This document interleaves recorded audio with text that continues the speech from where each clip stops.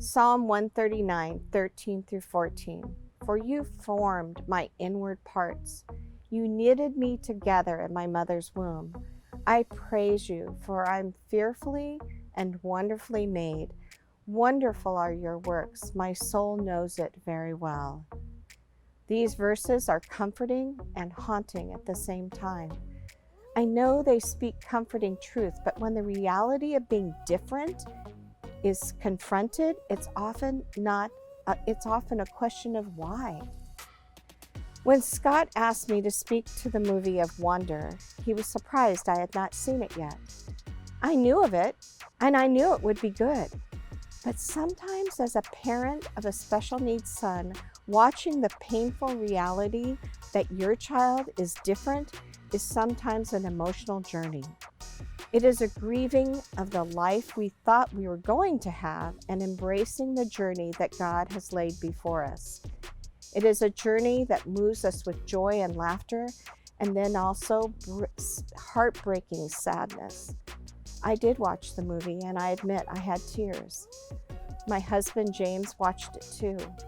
It was sad and yet heartwarming as the characters embraced the value of the boy named Augie.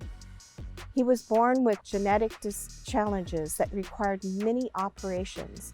He looked different. He would wear an astronaut helmet to hide his face. It was his way of avoiding the looks and stares. Luke, our son, also has a genetic disorder and a diagnosis. His affects all areas of his development. Luke doesn't wear a helmet, and honestly, because of his cognitive development, doesn't really know he is different than others.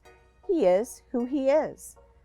I have often been the protective helmet that has tried to protect him from the stares or judgments from others that assume to be different or possibly a problem. I often remind myself to relax and let Luke be Luke.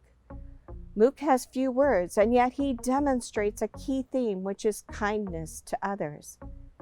Monday, I was driving Luke and my brother-in-law, who deals with even more profound disability. It was a tough transition to the car with Charles, and Luke, who was riding shotgun, reached over and rubbed my shoulder, telling me, "It'll be okay." He often expresses kindness that doesn't have an agenda or expects a return. He can have a grumpy day like all of us, but all too often, he is the one that sees when we need a hug to cheer us or others up.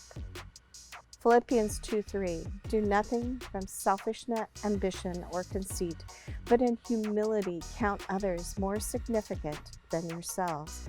And also in Ephesians 4:32, be kind to one another, tender-hearted, forgiving one another as God in Christ forgave you.